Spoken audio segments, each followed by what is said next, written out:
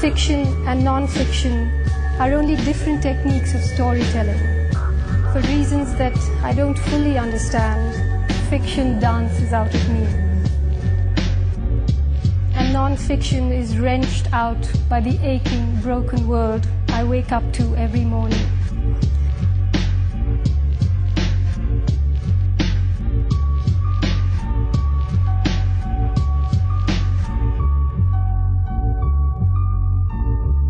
The theme of much of what I write, fiction as well as non-fiction, is the relationship between power and powerlessness,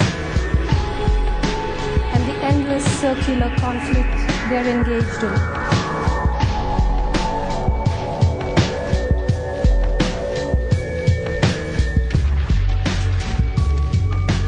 Never again will a single story be told as though it's the only one.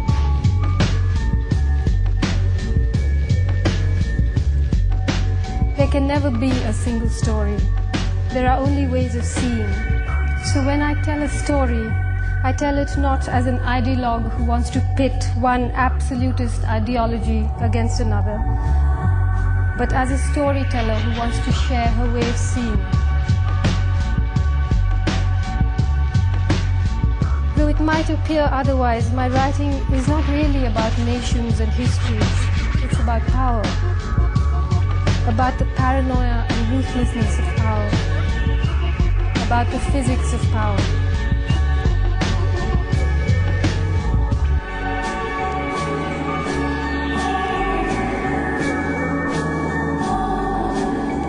I believe that the accumulation of vast, unfettered power by a state or a country, a corporation or an institution, or even an individual, a spouse, a friend, a sibling, regardless of ideology, results in excesses such as the ones I will recount here.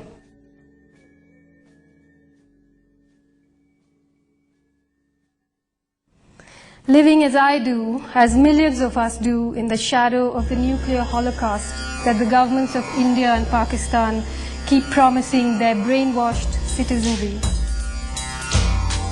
and in the global neighborhood of the war against terror, what President Bush rather biblically calls the task that never ends, I find myself thinking a great deal about the relationship between citizens and the state.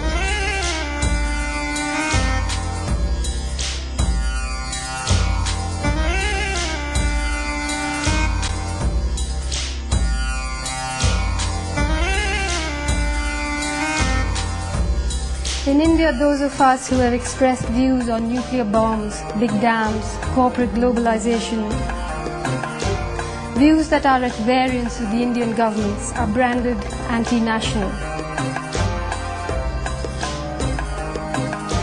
While this accusation doesn't fill me with indignation, it's not an accurate description of what I do or how I think. Because an anti-national is a person who is against his or her own nation and by inference is pro some other one. But it isn't necessary to be anti-national to be deeply suspicious of all nationalism, to be anti-nationalism. Nationalism of one kind or another was the cause of most of the genocide of the 20th century.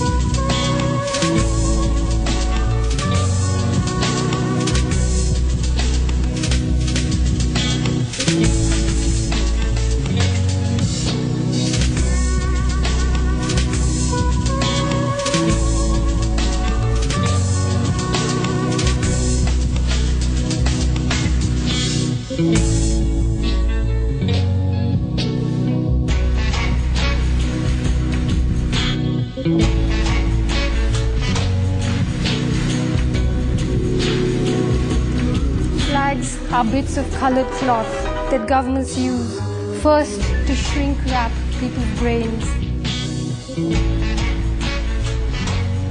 and then as ceremonial shrouds to bury the dead.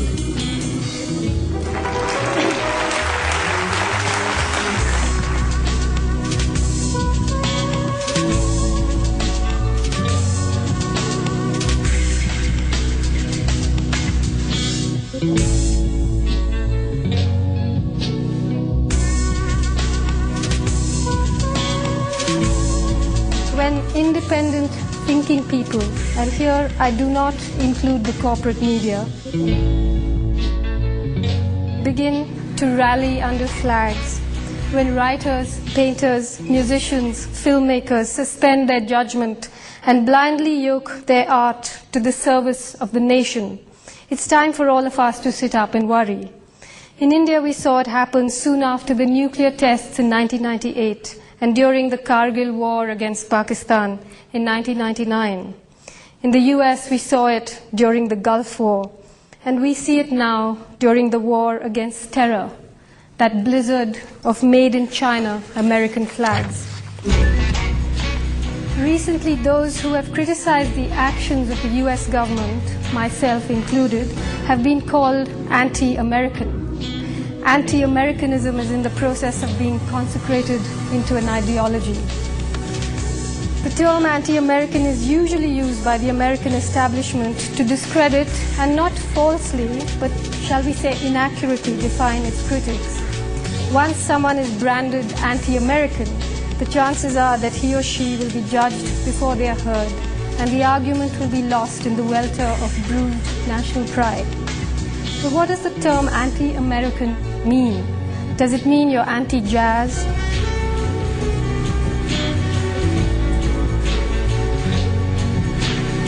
Or that you're opposed to free speech?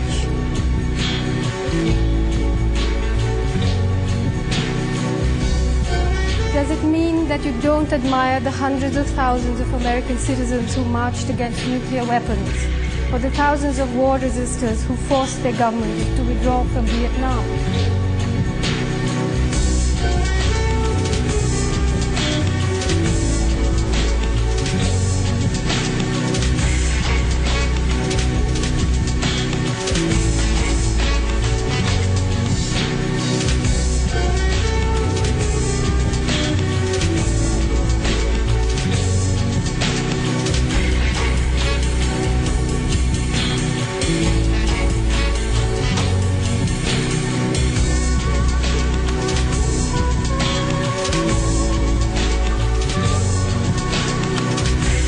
It would be absurd to think that those who criticize the Indian government are anti-Indian, although the government itself never hesitates to take that line.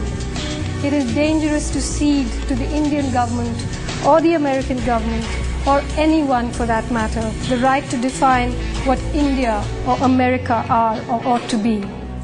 To call someone anti-American, indeed to be anti-American, or for that matter, anti-Indian or anti-Timbuktu,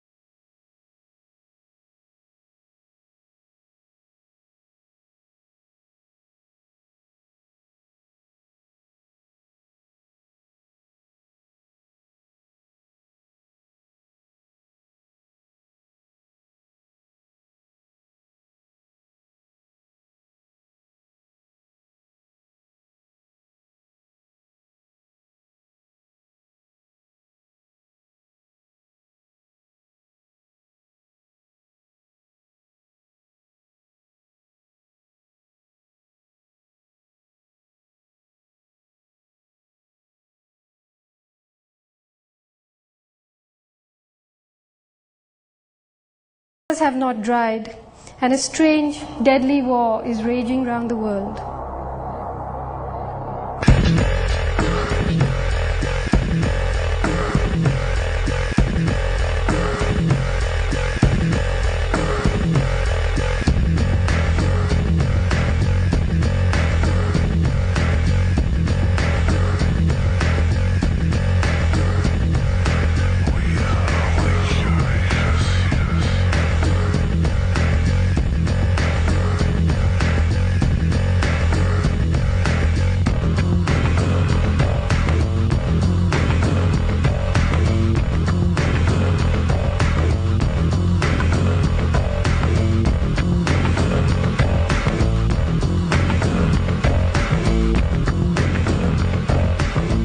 Person who has lost a loved one surely knows, secretly, deeply, that no war, no act of revenge, no daisy cutters dropped on someone else's loved ones or someone else's children will blunt the edges of their pain or bring their own loved ones back. War cannot avenge those who have died. War is only a brutal desecration of their memory. To fuel yet another war, this time against Iraq, by cynically manipulating people's grief, by packaging it for TV specials sponsored by corporations selling detergent and running shoes, is to cheapen and devalue grief, to drain it of meaning. What we are seeing now is a vulgar display of the business of grief, the commerce of grief, the pillaging of even the most private human feelings for political purpose. It is a terrible, violent thing for a state to do to its people.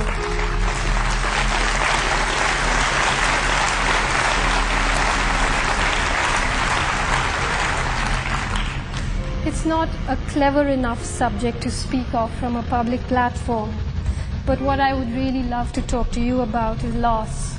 Loss and losing, grief, failure, brokenness, numbness, uncertainty, fear, the death of feeling, the death of dreaming, the absolute, relentless, endless, habitual unfairness of the world.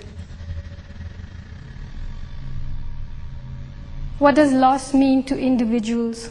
What does it mean to whole cultures, whole people who have learned to live with it as a constant companion? Since it is September 11th we're talking about, perhaps it's in the fitness of things that we remember what that date means, not only to those who lost their loved ones in America, but to those in other parts of the world to whom that date has long held significance. This historical dredging is not offered as an accusation or a provocation, but just to share the grief of history, to thin the mist a little.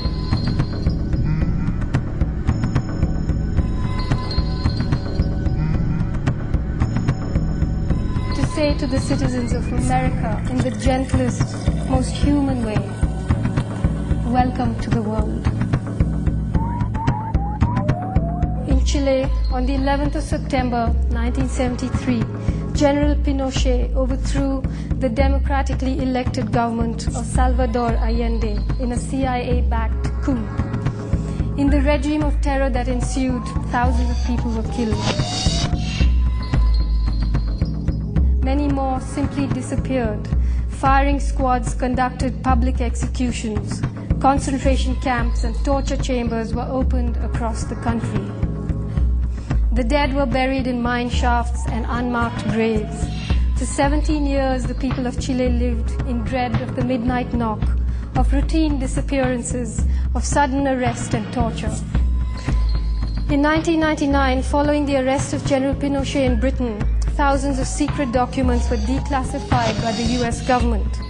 They contain unequivocal evidence of the CIA's involvement in the coup, as well as the fact that the US government had detailed information about the situation in Chile during General Pinochet's reign. Yet, Kissinger assured the general of his support.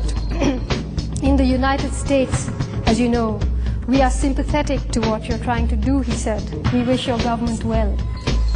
Those of us who have only ever known life in a democracy, however flawed, would find it hard to imagine what living in a dictatorship and enduring the absolute loss of freedom means. It isn't just those who Pinochet murdered, but the lives he stole from the living that must be accounted for too. Sadly, Chile was not the only country in South America to be singled out for the US government's attentions. Guatemala, Costa Rica, Ecuador, Brazil, Peru, the Dominican Republic, Bolivia, Nicaragua, Honduras, Panama, El Salvador, Mexico, and Colombia. They've all been the playground for covert and overt operations by the CIA. Hundreds of thousands of Latin Americans have been killed, tortured, or have simply disappeared under the despotic regimes that were propped up in their countries. If this were not humiliation enough, the people of South America have had to bear the cross of being branded as people who are incapable of democracy, as if coups and massacres are somehow encrypted in their genes. This list does not, of course, include countries in Africa or Asia that suffered US military interventions: Vietnam, Korea, Indonesia, Laos, and Cambodia. For how many Septembers, for decades together, have millions of Asian people been bombed and burned and slaughtered?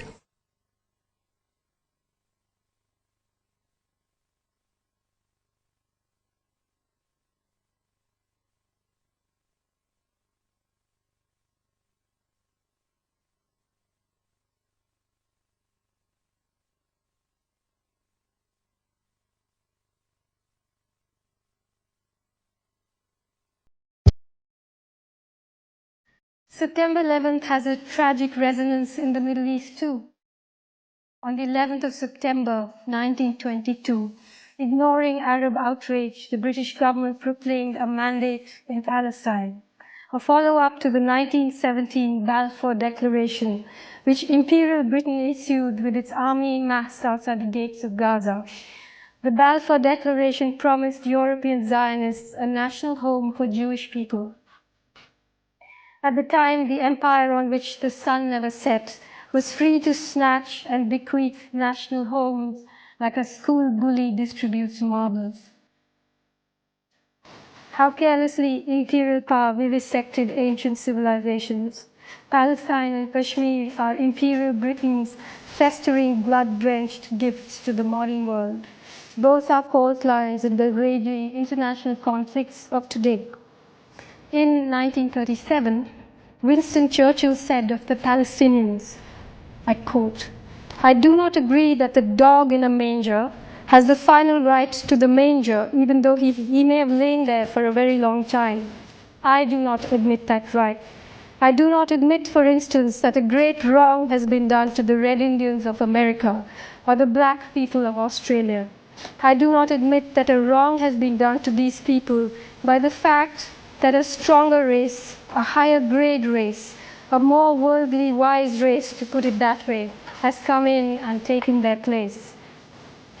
That set the trend for the Israeli state's attitude towards Palestinians.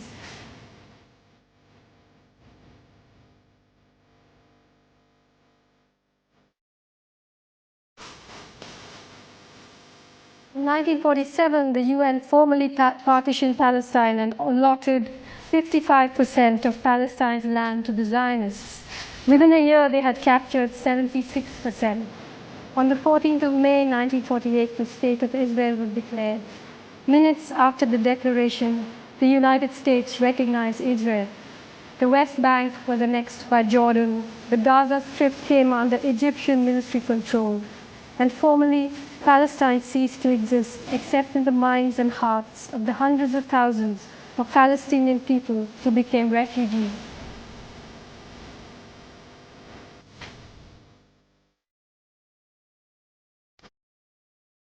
In 1967, Israel occupied the West Bank and the Gaza Strip.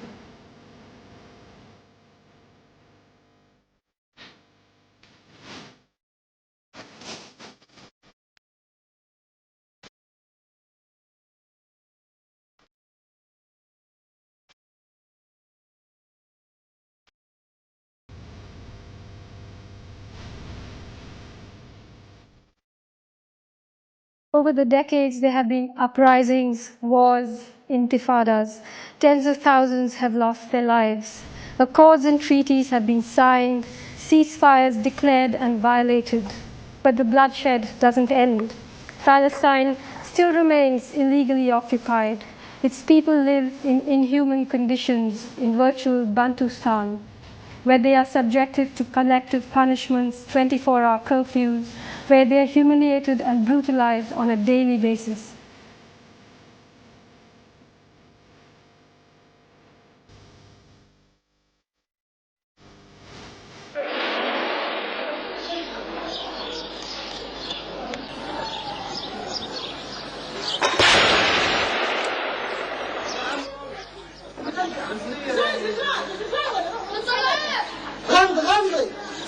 غمض كيف تجري؟ ارفع الراية، ارفع الراية، ارفعها. رايتك بيضة يا ابني. وين ارفعها فوق؟ والله انت بنعرف الرجال. امشي امشي كي جلبابك ابو شربي.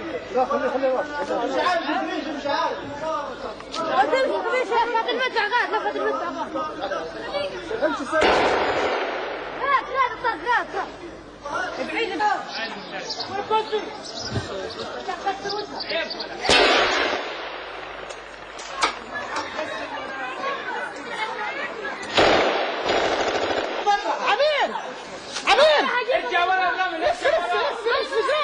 عرض خليك مفتوح بطح امشي ماشي على بطح بينش راسك ليه. They never know when their homes will be demolished, when their children will be shot, when their precious trees will be cut, when their roads will be closed, when they will be allowed to walk down to the market to buy food and medicine, and when they will not.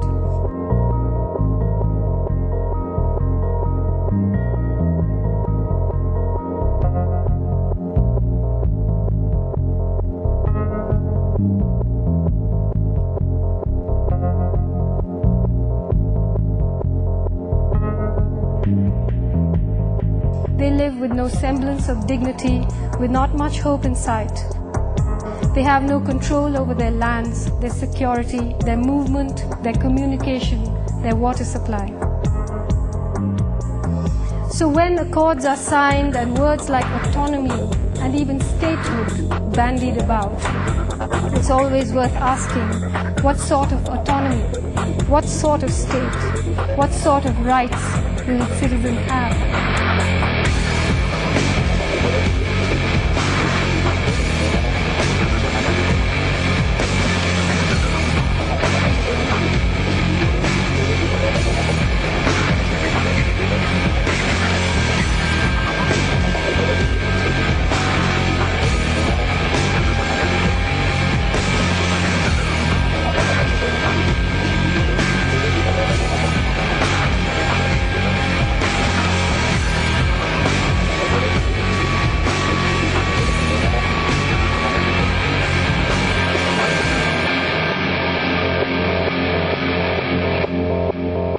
Young Palestinians who cannot control their anger turn themselves into human bombs and haunt Israel's streets and public places, blowing themselves up, killing ordinary people, injecting terror into daily life, and eventually hardening both society's suspicion and mutual hatred of each other.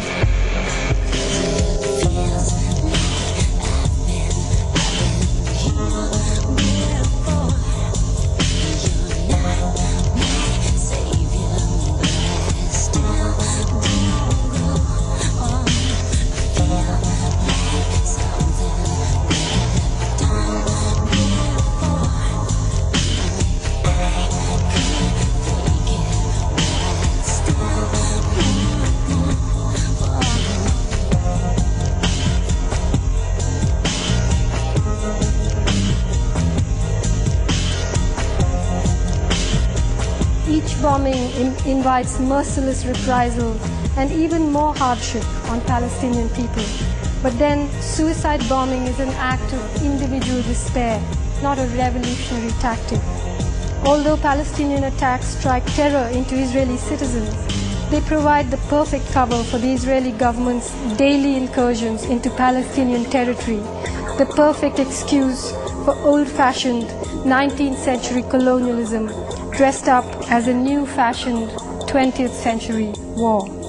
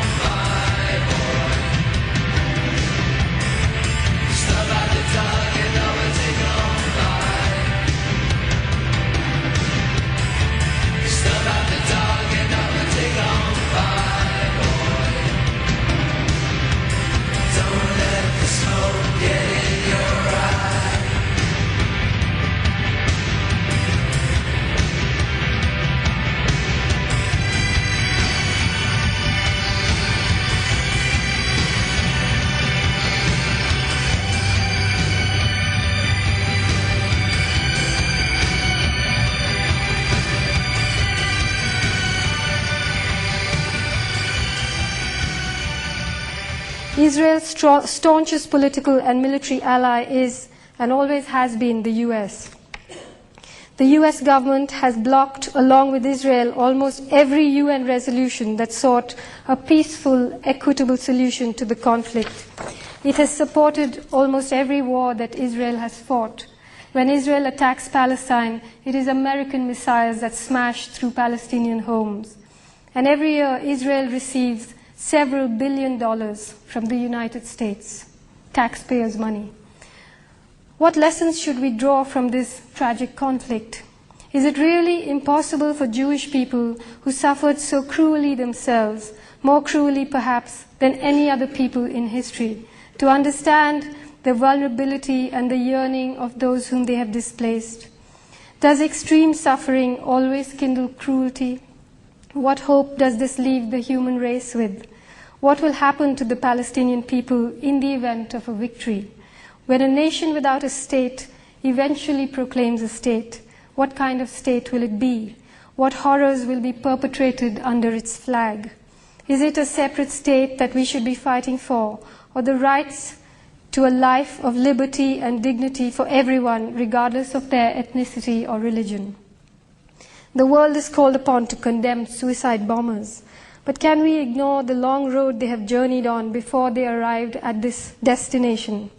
September 11th, 1922, 80 years is a long time to have been waging war. Is there some advice the world can give the people of Palestine?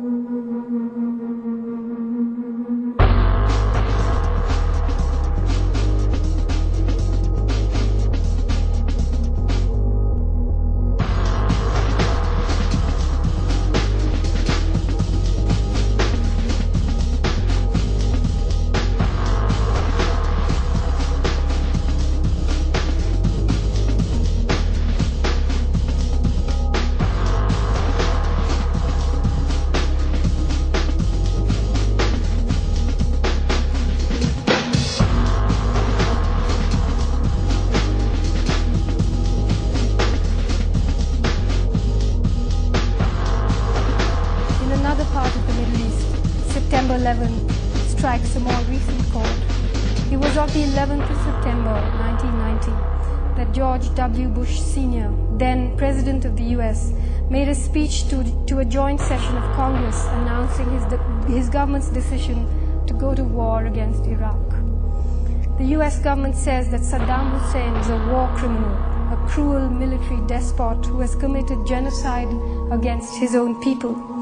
That's a fairly accurate description of the man. In 1988, Saddam Hussein razed hundreds of villages in northern Iraq and used chemical weapons and machine guns to kill thousands of Kurdish people. Today we know that that same year, the US government provided him with $500 million in subsidies to buy American farm products. The next year, after he had successfully completed his genocidal campaign, the US government doubled its subsidy to $1 billion. It also provided him with high-quality germ seed for anthrax and helicopters and dual-use material that could be used to manufacture chemical and biological weapons. So it turns out that while Saddam Hussein was carrying out his worst atrocities, the US and the UK governments were his close allies. So what changed? In 1990, Saddam Hussein invaded Kuwait. His sin was not so much that he had committed an act of war, but that he had acted independently without orders from his master. This display of independence was enough to upset the power equation in the Gulf. So it was decided that Saddam Hussein be exterminated like a pet that has outlived its owner's affection. The first Allied attack on Iraq took place in January 1991. The world watched the primetime war as it was played out on TV. In India those days, you had to go to a five-star hotel lobby to watch CNN. Tens of thousands of people were killed in a month of devastating bombing. What many do not know is that the war never ended then. The initial fury simmered down into the longest sustained air attack on a country since the Vietnam War. Over the last decade, American and British forces have fired thousands of missiles and bombs on Iraq.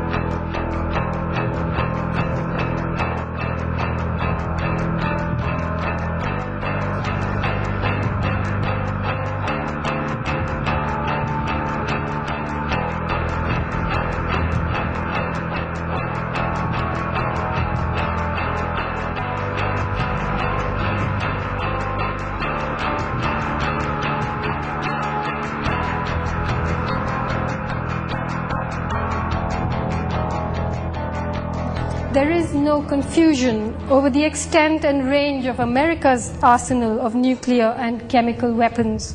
Would the US government welcome weapons inspectors? Would the UK or Israel?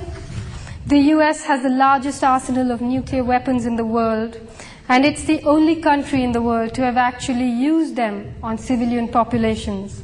If the US is justified in launching a preemptive strike on Iraq, why then any nuclear power is justified in carrying out a preemptive strike on any other? India could attack Pakistan, or the other way around. If the US government develops a distaste for, say, the Indian Prime Minister, can it just take him out with a preemptive strike? Recently, the United States played an important part in forcing India and Pakistan back from the brink of war. Is it so hard for it to take its own advice? Who is guilty of preaching peace while it wages war? The US, which George Bush has called the most peaceful nation on earth, has been at war with one country or another every year for the last 50 years. Wars are never fought for altruistic reasons. They're usually fought for hegemony, for business. And then, of course, there's the business of war. Protecting its control of the world's oil is fundamental to US foreign policy. The US government's recent military interventions in the Balkans and Central Asia have to do with oil.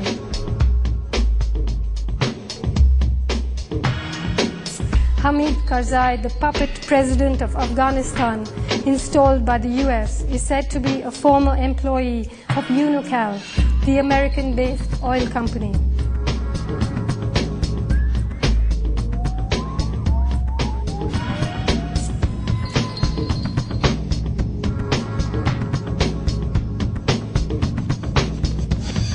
The US government's paranoid patrolling of the Middle East is because it has 2/3 of the world's oil reserves.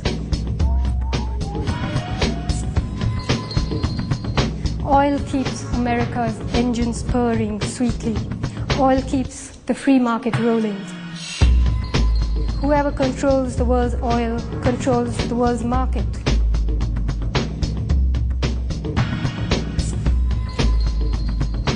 And how do you control the oil?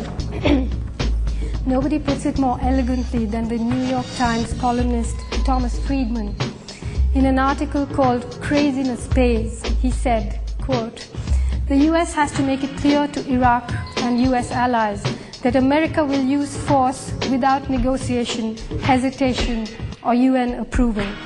His advice was well taken.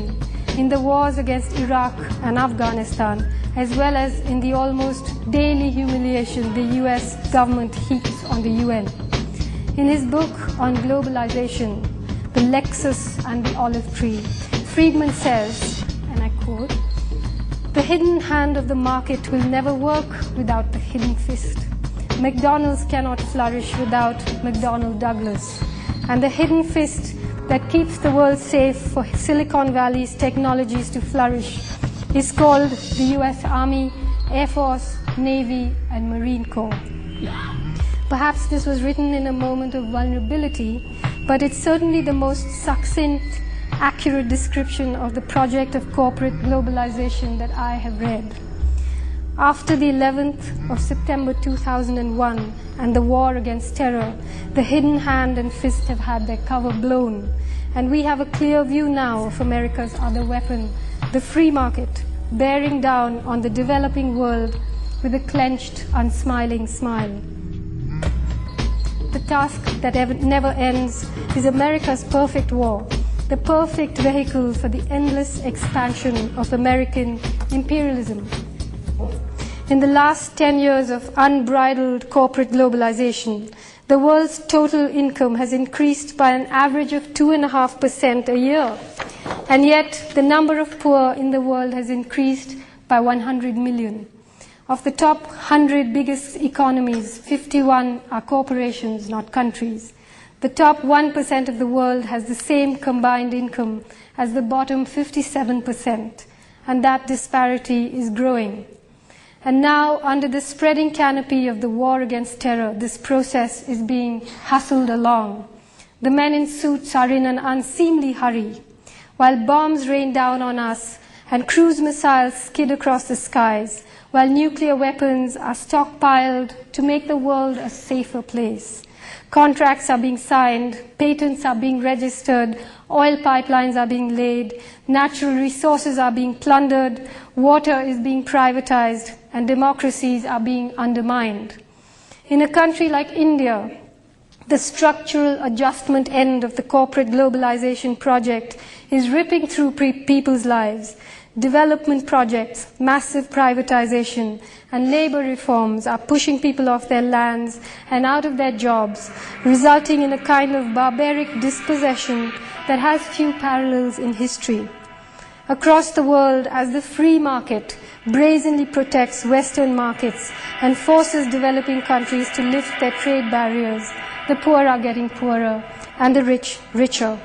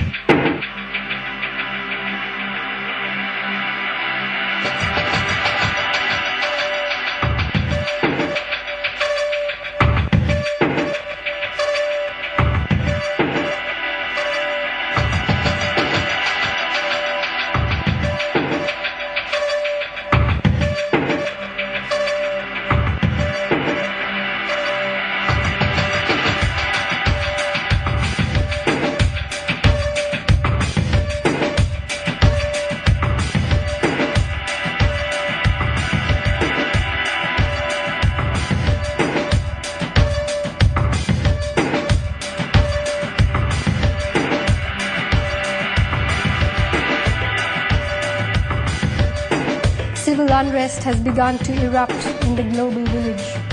In countries like Argentina, Brazil, Mexico, Bolivia, and India, the resistance movements against corporate globalization are growing. To contain them, governments are tightening their control.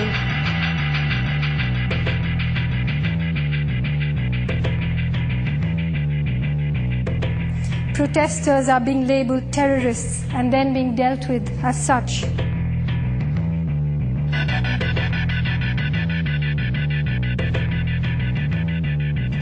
But civil unrest does not only mean marches and demonstrations and protests against globalization. Unfortunately, it also means a desperate downward spiral into crime and chaos and all kinds of despair and disillusionment, which, as we know from history and from what we see unspooling before our eyes, gradually becomes a fertile breeding ground for terrible things.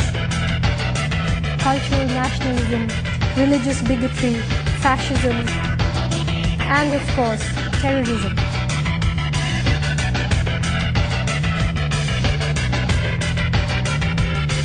All these march arm in arm with corporate globalization. There is a notion gaining credence that the free market breaks down national barriers and that corporate globalization's ultimate destination is a hippie paradise where the heart is the only passport and we all live happily together inside a John Lennon song. Imagine there's no country, but this is a canard. What the free market undermines is not national sovereignty, but democracy. As the disparity between the rich and poor grows, the hidden fist has its work cut out for it. Multinational corporations on the prowl for sweetheart deals that yield enormous profits cannot push through those deals and administer those projects in developing countries without the active connivance of state machinery, the police, the courts, sometimes even the army. Today, corporate globalization needs an international confederation of loyal, corrupt, preferably authoritarian governments in poorer countries to push through unpopular reforms and quell the mutinies. It needs a press that pretends to be free. It needs courts that pretend to dispense justice. It needs nuclear bombs, standing armies, sterner immigration laws, and watchful coastal patrols to make sure that it's only money, goods, patents, and services that are being globalized.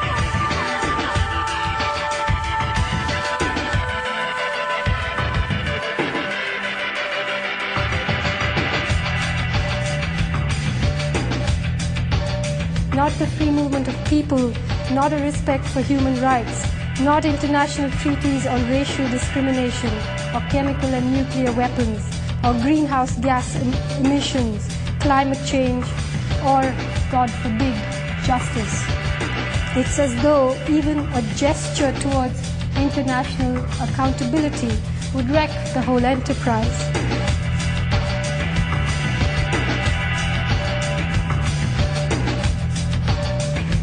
Close to 1 year after the war against terror was officially flagged off in the ruins of Afghanistan, in country after country, freedoms are being curtailed in the name of protecting freedom.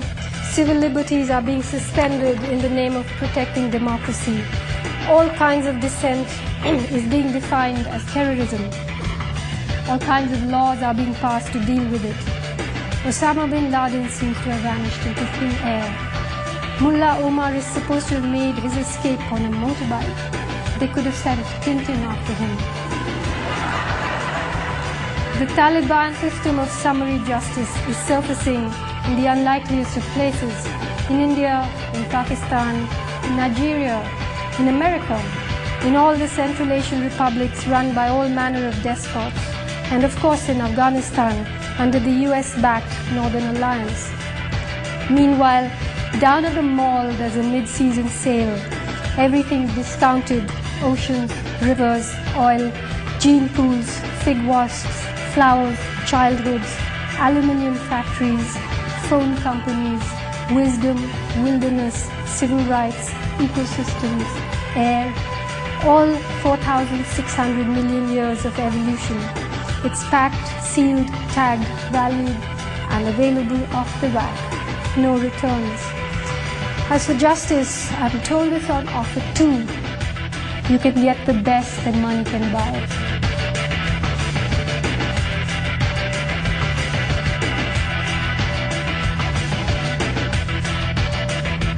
Donald Rumsfeld said that his mission in the war against terror was to persuade the world that Americans must be allowed to continue their way of life.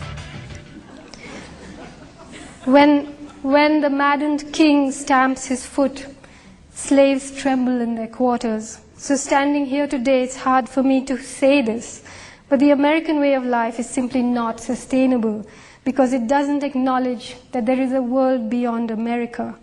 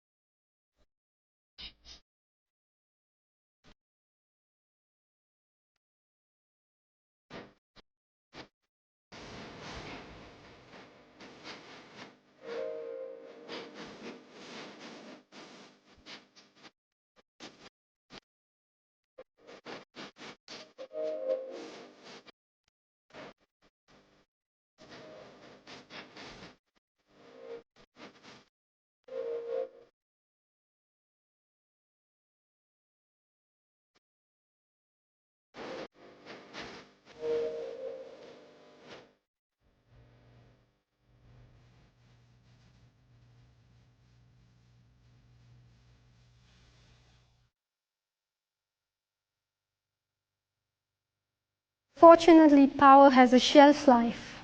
When the time comes, maybe this mighty empire will, like others before it, overreach itself and implode from within. It looks as though structural cracks have already appeared. As the war against terror casts its net wider and wider, America's corporate heart is hemorrhaging. For all the endless, empty chatter about democracy, today the world is run by three of the most secretive institutions in the world: the International Monetary Fund, the World Bank, and the World Trade Organization, all three of which in turn are dominated by the US. Their decisions are made in secret. The people who head them are appointed behind closed doors. Nobody really knows anything about them, their politics, their beliefs, their intentions. Nobody elected them. Nobody said they could make decisions on our behalf. A world run by a handful of greedy bankers and CEOs who nobody elected can't possibly last. Soviet-style communism failed not because it was intrinsically evil, but because it was flawed. It allowed too few people to usurp too much power. 21st century market capitalism, American style, will fail for the same reasons. Both are edifices constructed by the human intelligence, undone by human nature.